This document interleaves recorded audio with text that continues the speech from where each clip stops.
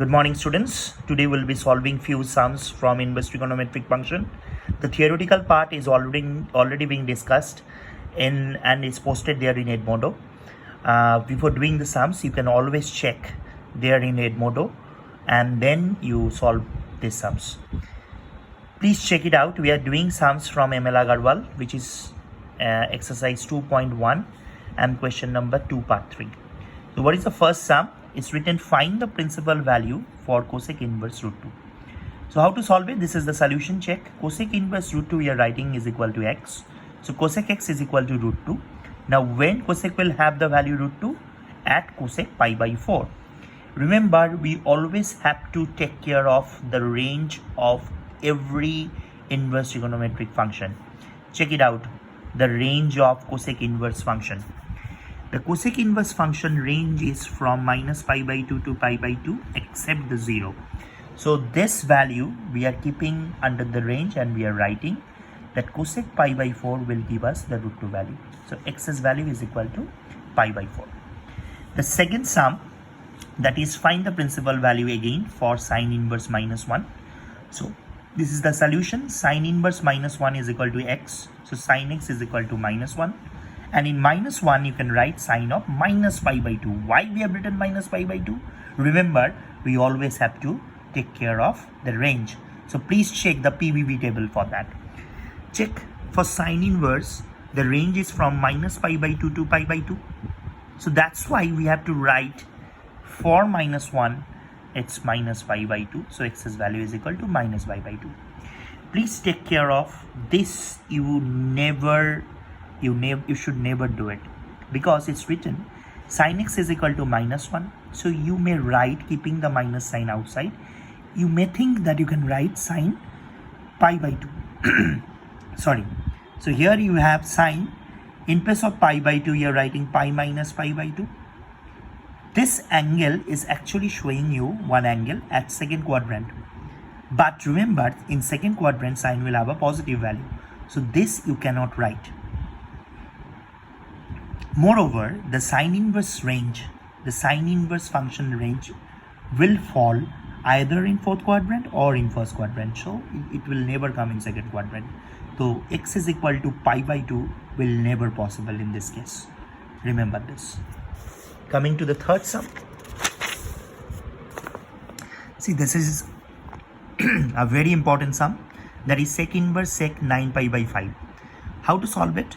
We are taking let sec inverse sec 9 pi by 5 is equal to x. So we are writing sec 9 pi by 5 is equal to sec x.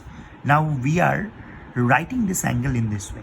I'll tell you why we are writing in this way. That is sec pi plus 4 pi by 5 is equal to sec x. Now sec pi plus some angle will give you sec of that angle. That is sec of 4 pi by 5 is equal to sec x. Now this 4 pi by 5 we are again writing in this manner. That is sec pi minus pi by 5 is equal to sec x, which will give you sec of pi by 5. So x's value is equal to pi by 5. Now the first question which comes to your mind, why we cannot write from here only the value of this particular expression is equal to 9 pi by 5. Please check it out there. Here we cannot write x is equal to 9 pi by 5 because it is out of range. Out of range of sec inverse function. We cannot write it. Coming to the next sum. Please check it out. Here the sum is like this. This is question number 12 part 2.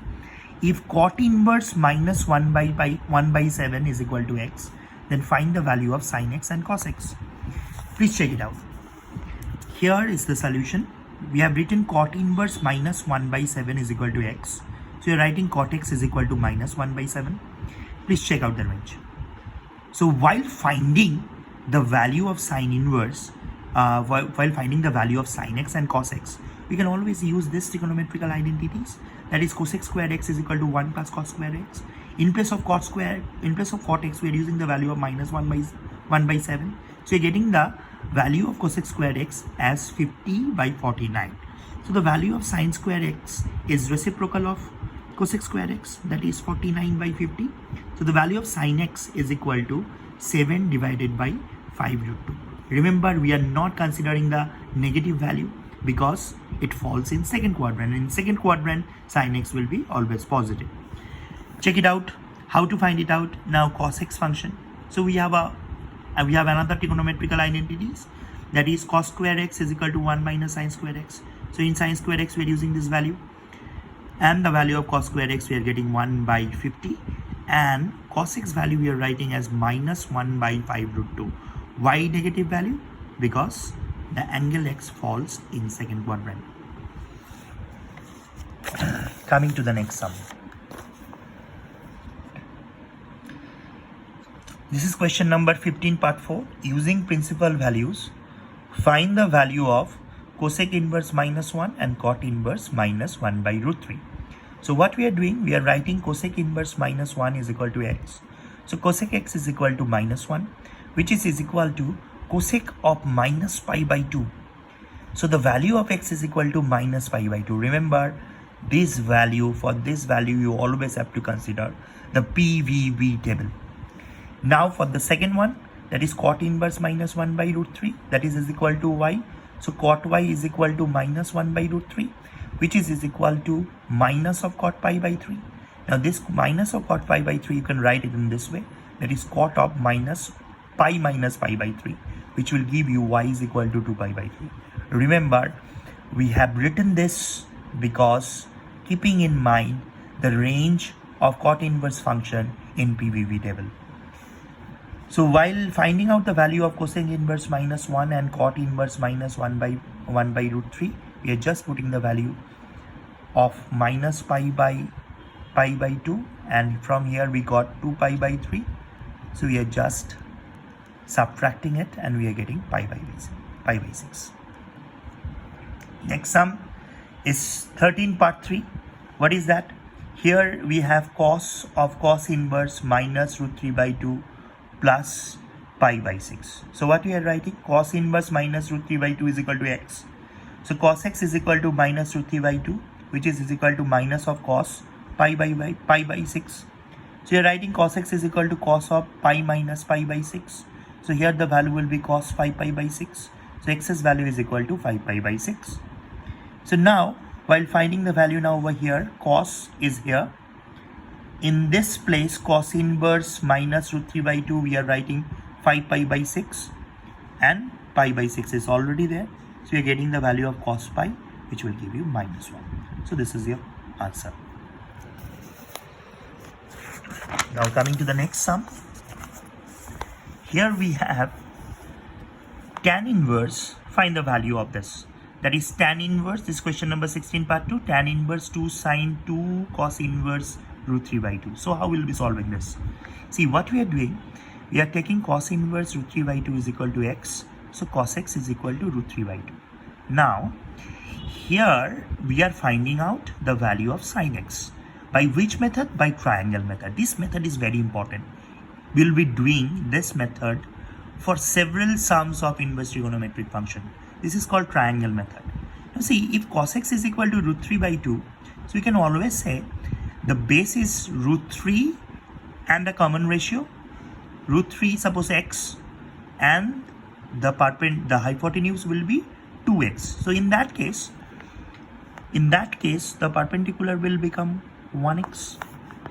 So when you will find out the sin x value, that will become 1x divided by 2x, because it's perpendicular by hypotenuse, x will get cut.